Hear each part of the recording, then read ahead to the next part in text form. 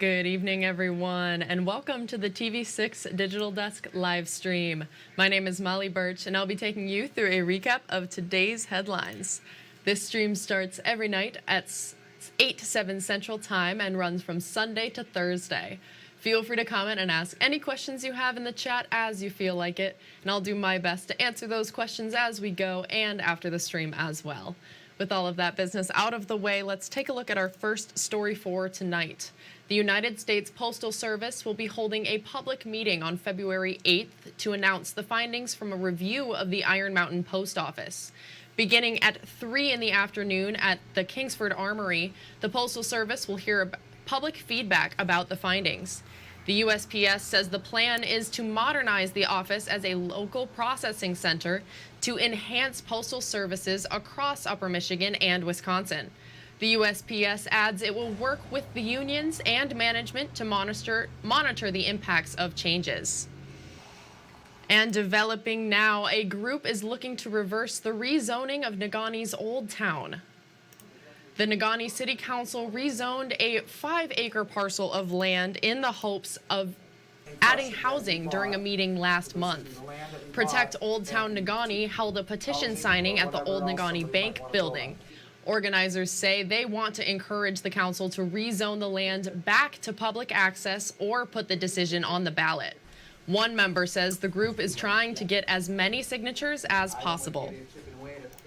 It felt there was massive public sentiment to preserve this acreage, all of it, including the 5 acres that they recently rezoned. We found the public sentiment definitely interested in keeping this public green space. There will be another opportunity to sign the petition tomorrow from 3 in the afternoon to 7 in the evening. A historical moment at the state capitol. State Senator Sarah Anthony was honored with a portrait yesterday for serving as the first Black female chairperson on the Senate Appropriations Committee. TV6's state capitol correspondent Zachariah Wheaton reports.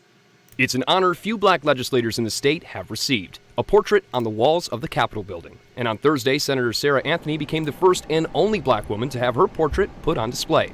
People like my grandmother is who I want to make proud in every single day when we're in this Capitol. In the 1880s, Michigan passed the Equal Accommodations Act, which says you can't discriminate based on race in public places, which led to the elections of the state's first Black representative in 1892 and the elections of the first 2 Black women legislators, Charlene White in 1950 and Cora Brown in 1952. You can see sometimes, even during their own era, where they see themselves as carrying forward the traditions of others who came before.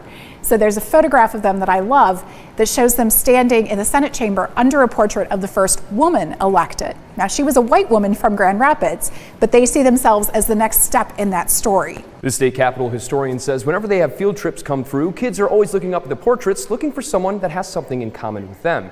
And for a granddaughter and grandmother visiting the Capitol Friday, they say the progress Black legislators have made in the state is inspiring. I feel like I could be up here someday where I could get another job. It's sentimental to me to see how far we've come as an African race and how much advanced we've come, and our future is bright. And it's good for my granddaughter to see it too. A bright future that grandma and granddaughter hope to see grow. In Lansing, Zachariah Wheaton. That was Zachariah Wheaton reporting. Swedetown Trails celebrated the outdoors and winter recreation for Winter Trails Day. People could enjoy Nordic skiing, snowshoeing, and fat tire biking on groomed trails. Day passes and rentals were free for the entire day. Experienced fans of Nordic skiing could even demo the newest atomic cross-country skis. A Swedetown Trails volunteer says today is all about introducing people to new winter sports. We like to have a Winter Trails Day. It's a national event where winter resorts all around the country try to introduce people, have a free day to introduce people to try things that they've not tried. It's the idea is to help people be more active in the outdoors. Recreation to give it a try. And fans of trivia raised money for the Forsyth Township Public Library tonight. The library hosted a trivia night in the UP in the Up North Lodge in Gwyn. Attendees had to make a $10 donation to the library to play. The library's director says 100 people showed up. She says events like this are very important to the library. Everything's becoming more expensive, and most libraries have millages, and you operate off of those tax dollars. But if you want to offer services over and above the usual of books and faxes and copying, and you want to offer programs for the community, you need more money to do that.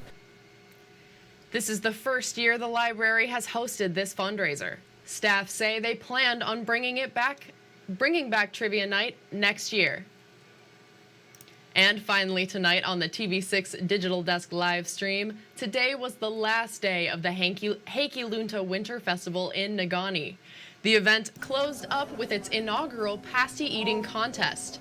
Individuals had to eat 2 Irontown pasties as quickly as possible to win a $100 prize from the Ishpeming Rotary Club. The winner was a man from Detroit. He says he's been coming to the Heikki Lunta Winter Festival for the past 5 years. It's always a good time, a lot of great things to do, and always, a couple competitions that, keep me on my toes. The event was hosted at the Upper Peninsula Brewing Company. Rogerson says he plans on returning next year to defend his title. And that's all the stories we have for you tonight. Be sure to tune in tomorrow night, where I'll be here in the same place at the same time. That's 8/7 Central Time with a recap of tomorrow's headlines. Don't forget, you can find us streaming on Facebook or YouTube, whichever platform you'd prefer. And if you have a story idea you think we should report on, feel free to contact us at any time. These are a few easy ways to get a hold of both myself and others in the newsroom. And again, you can contact us at any time. We'd love to hear from you and what's happening in your community. Thank you all again for joining me live at the TV6 Digital Desk. Have a great rest of your night.